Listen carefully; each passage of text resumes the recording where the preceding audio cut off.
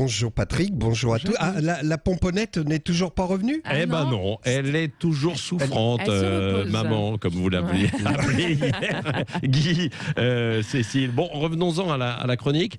Alors j'imagine, parce que je connais votre passion, que vous allez nous parler des mésaventures de ce joueur du Paris Saint-Germain au Bois de Boulogne. Hein. Mais pas du tout, absolument pas. Et les auditeurs doivent savoir, Patrick, ne jouez pas l'innocent. J'avais envie ce matin d'écrire une chronique haut de gamme, de ne pas être dans l'écume des choses, de partager certaines interrogations existentielles avec les auditeurs, leur parler des philosophes de la Grèce antique, de l'omniprésence de Socrate dans l'œuvre de Platon, ce qui évidemment nous aurait amené à réfléchir à des questions essentielles, comme par exemple, à quel point avons-nous contrôlé le chemin qu'a pris nos vies, ou bien pourquoi sommes-nous la personne que nous sommes, ou bien encore, sommes-nous l'ami que nous aimerions avoir comme ami? Mais quand je vous ai proposé ces thèmes de chronique ambitieux et brillants, Patrick, vous m'avez répondu, je cite, « Oh là là, c'est chiant, déjà on a Amélie de Montchalin à 8h15, rien qu'en décrivant la présentation de la ministre, je me suis endormi. Tiens, écoute, Amélie de Lombard de Montchalin, née Baumier, mariée à Guillaume de Lombard de Montchalin, descendant d'une famille subsistante de l'ancienne noblesse française, qui exerce la profession de consultant pour Boston Consulting Group.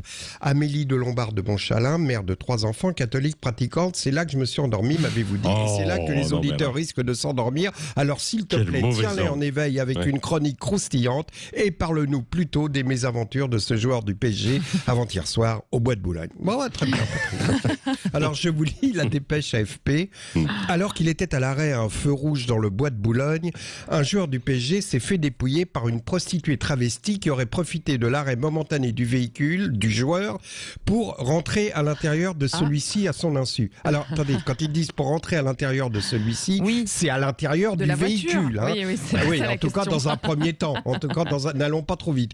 Quoi qu'il en soit, on peut d'ores et déjà dire que le joueur du PSG, donc soit ce joueur roulait en 4L Renault 78, dernier modèle de voiture à ne pas être doté de verrouillage automatique des portes, ou alors il nous prend pour des cons. Moi je penche plutôt pour la deuxième hypothèse, surtout quand il dit qu'il n'a pas eu d'autre choix que d'obéir au travesti, car celui-ci tenait quelque chose dans sa main caché dans son pantalon, et qu'en voyant la forme de la bosse, il a cru qu'il tenait un pistolet dans la main. Là je crois qu'on peut dire vraiment qu'il nous prend pour des cons. Bon, je vous lis quand même la fin de la dépêche, toujours sous la menace donc de la bosse dans le pantalon, le travesti prostitué ainsi demander au joueur son téléphone et son portefeuille en lui intimant l'ordre de rouler, de faire le tour du bois et de le ramener au point de départ. Oui, il avait juste envie de faire un tour, le gars. Il est descendu du véhicule en gardant le portefeuille d'Ander Herrera qui contenait 200 €. Oui, c'est Ander Herrera.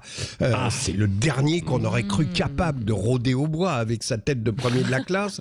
Alors évidemment, parce que nous, dans un premier temps, on a pensé qu'il s'agissait de Icardi, parti à la recherche de son épouse sur son lieu de travail. Mais non, justement, entre la lamentable exposition des infortunes d'Icardi et de sa dame, Ramos blessé à vie, Neymar qui picole et qui traîne ses 15 kilos de trop, Mbappé qui veut s'en aller et maintenant Herrera au bois, le PSG c'est vraiment love story. Enfin bon, le gars revenait de Marseille, il a entendu pendant tout le match Paris, voilà, il se dit bah tiens, pourquoi pas? Ah non, là Patrick je ne peux pas, n'insistez pas, je sais l'audimat, mais on ne peut pas. En tout cas la bonne nouvelle Patrick, c'est qu'on apprend qu'un joueur du PSG a enfin réussi à faire une passe et surtout Herrera nous a prouvé qu'il était prêt à obéir aux consignes d'un entraîneur, d'une entraîneuse. Enfin, on ne sait pas.